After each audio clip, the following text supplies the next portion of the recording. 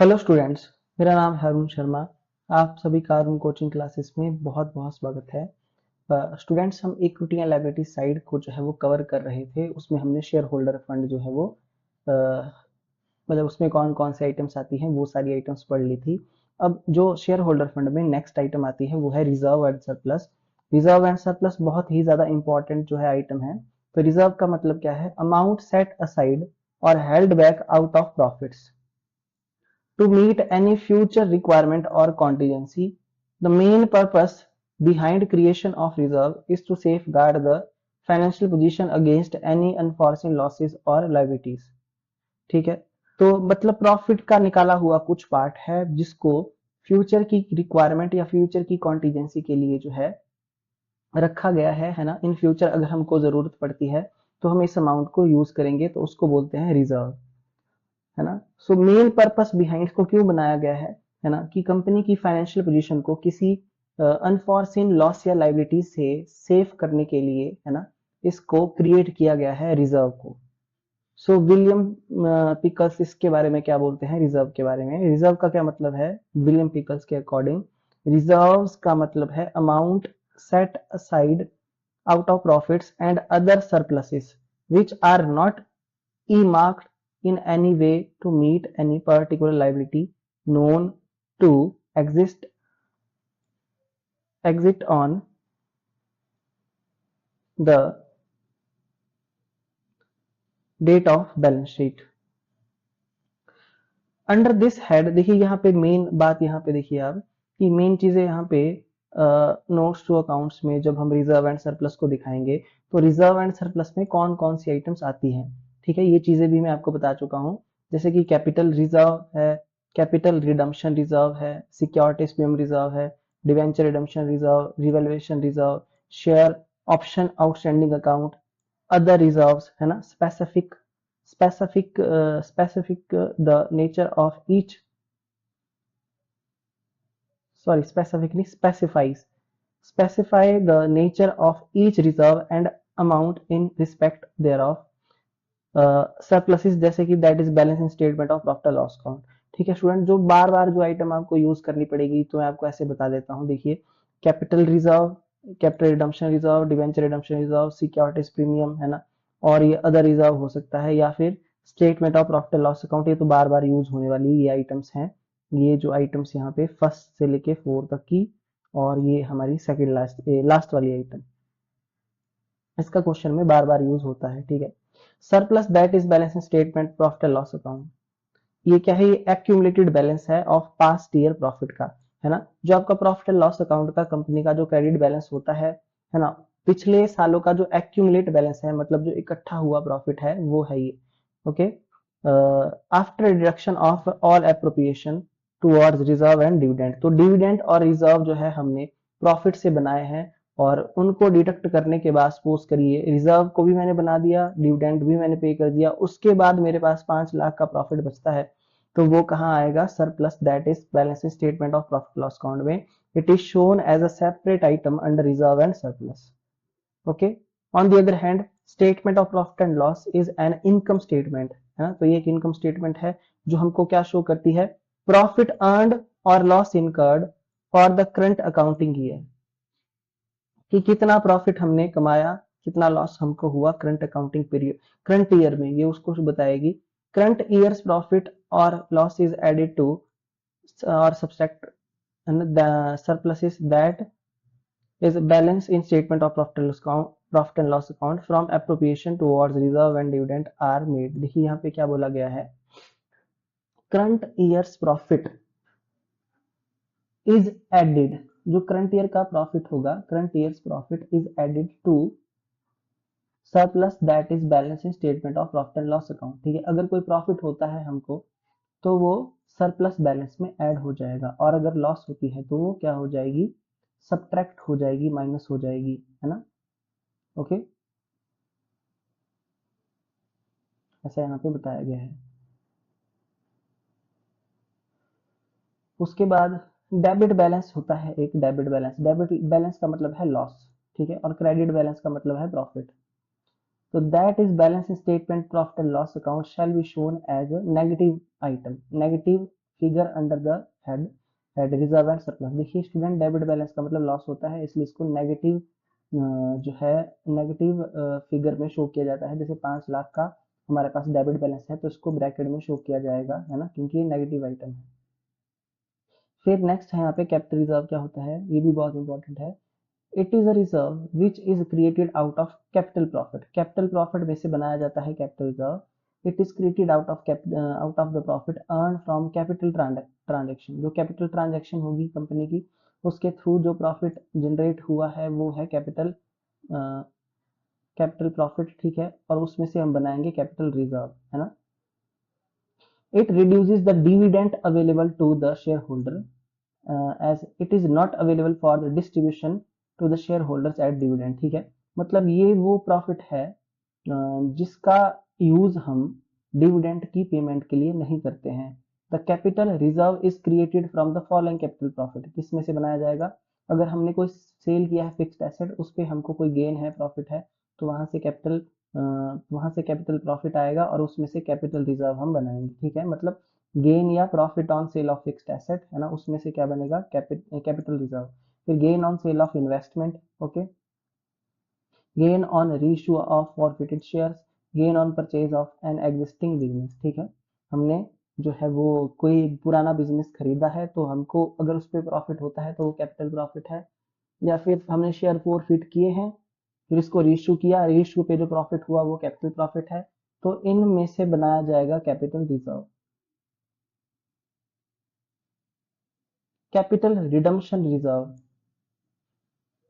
when a company buys its own shares out of free reserve or securities premium reserve, है ना, a reserve is created known as capital redemption reserve। Capital redemption reserve की बात यहाँ पे बोली जा रही है। When a company by its own share, देखिए कंपनी क्या कर रही है, अपने शेयर्स को परचेज कर रही है आउट ऑफ फ्री रिजर्व या फिर सिक्योरिटीज प्रीमियम रिजर्व से, है ना। तो रिजर्व इज क्रिएटेड, तो उसके लिए हमने एक रिजर्व क्रिएट किया है क्योंकि कंपनी अपने शेयर्स को परचेज करना चाहती है ना। तो उस रिजर्व को हम बोलेंगे कैपिटल रिडम्पशन रिजर्व।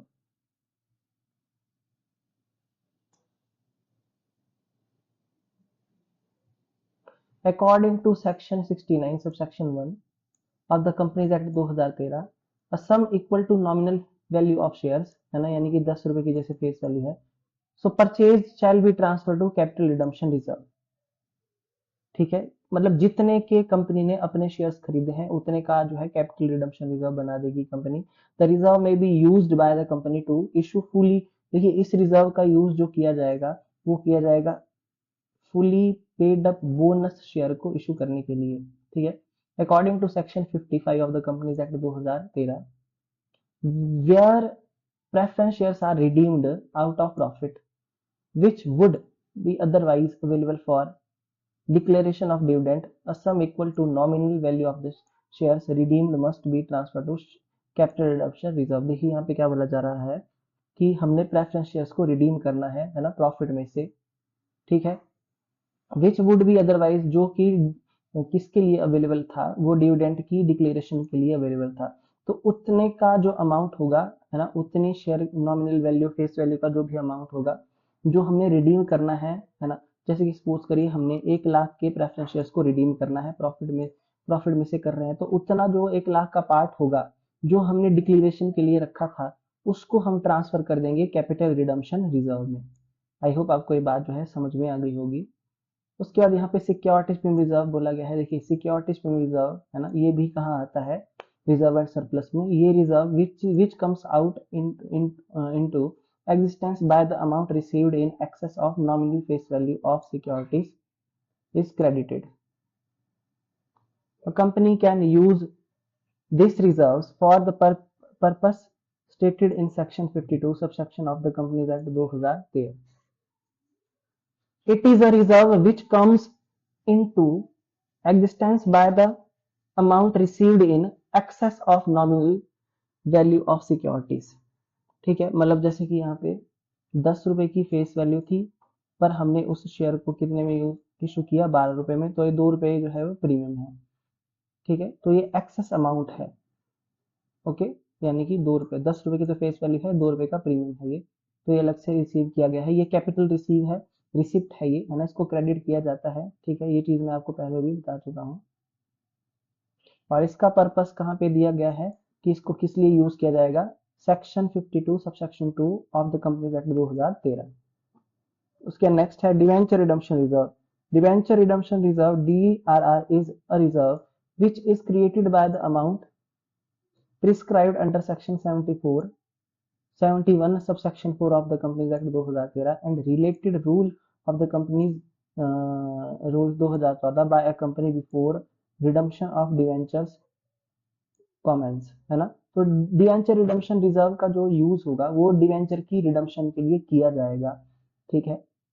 यहाँ पे सेक्शन बताए गए हैं, इसके अंदर जो रूल बनाए हैं उनके अकॉर्डिंग जो है डिवेंचर की अगर हमने रिडम्पशन की करनी होगी तो DRR को जो है वो यूज किया जाता है, इसका जो है वो पहले इसकी क्रिएशन होगी, है ना, फिर इसके बाद इसका यूज होगा। In case of partially convertible debentures DRR is created only for non convertible portion of debenture, ठीक है। देखिए जो आपके नॉन कन्वर्टिबल डिवेंचर होते हैं, है ना, जिसको हम शेयर में नहीं कर सकते कन्वर्ट, सिर्फ उसके लिए ही DRR का यूज होगा, जो नॉन कन्वर्टेबल होते हैं, ठीक है। Banking companies and all India financial institutions regulated by RBI and National Housing Bank are exempted from creating debenture redemption reserve, ठीक है। Banking companies and all India financial institutions regulated by RBI and National Housing Bank are exempted from creating debenture redemption reserve. यही यहाँ पे क्या बोला गया है कि जो आपकी बैंकिंग कंपनीज होती हैं या फिर ऑल इंडिया फाइनेंशियल इंस्टीट्यूशंस हैं, है ना, जो रेगुलेटेड है RBI के थ्रू या फिर नेशनल हाउसिंग बैंक है, वो एग्जेम्प्ट है। एग्जेम्प्ट का मतलब उनको DRR बनाना जो है वो जरूरी नहीं है, ठीक है। सो स्टूडेंट ये बात बहुत इंपॉर्टेंट है, ये सारी चीजें जो बताई गई हैं यहाँ पे। नेक्स्ट है रीवैल्यूएशन रिजर्व, ठीक है।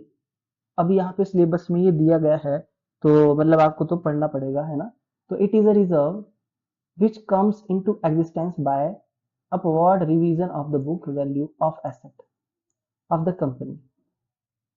जो एग्जिस्टेंस में कैसे आया है, जो हमने एसेट्स की रिवैल्यूएशन की है ना, उसकी वजह से, है ना, ये क्रिएट हुआ है, एग्जिस्टेंस में आया है ये। When the value of assets are revised less than book value और the assets are sold or discarded, है ना, तो रिवैल्यूएशन रिजर्व इज डिक्रीज। देखिए यहाँ पे क्या बोला गया है कि जो एसेट की रिवाइज्ड वैल्यू है वो बुक वैल्यू से कम आती है। सपोज करिए बुक वैल्यू 5 लाख है, हमने एसेट की रिवैल्यूएशन की और उसकी रिवाइज वैल्यू 4 लाख आ गई, तो हमको 1 लाख का लॉस हो जाएगा। तो उसकी वजह से ये जो रिवैल्यूएशन रिजर्व है ये क्या हो जाएगा, रिवैल्यूएशन रिजर्व डिक्रीज हो जाएगा 1 लाख रुपए से, ठीक है। Share options outstanding account.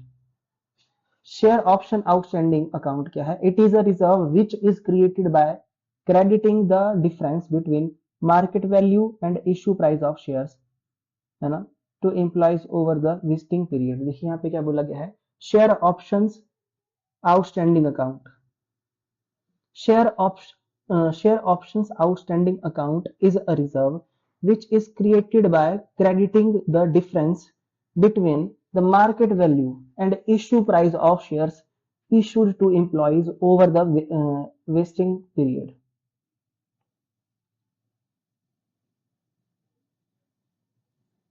तो ये जो शेयर ऑप्शन आउटस्टैंडिंग अकाउंट होता है ये कैसे क्रिएट होता है, it is a reserve which is created by crediting, जो हमारी मार्केट वैल्यू है शेयर की और जो इश्यू प्राइस है शेयर का, है ना, उसके बीच का जो डिफरेंस है ना, तो उसके थ्रू ये क्रेडिट होता है जो किसको इशू किए गए हैं, issue to the employees over the vesting period, ठीक है। सो ये इतना इंपॉर्टेंट नहीं है ना, फिलहाल जो है आप इसको यहाँ से पढ़ लेना, पर इतना जरूरी नहीं है। ये सारी बातें जो ऊपर लिखी गई थी ये बहुत इंपॉर्टेंट है। अदर रिजर्व में क्या क्या आएगा, general reserve, investment fluctuation reserve, workman compensation reserve, ये सारी बातें जो है अदर रिजर्व में हम लिख देंगे।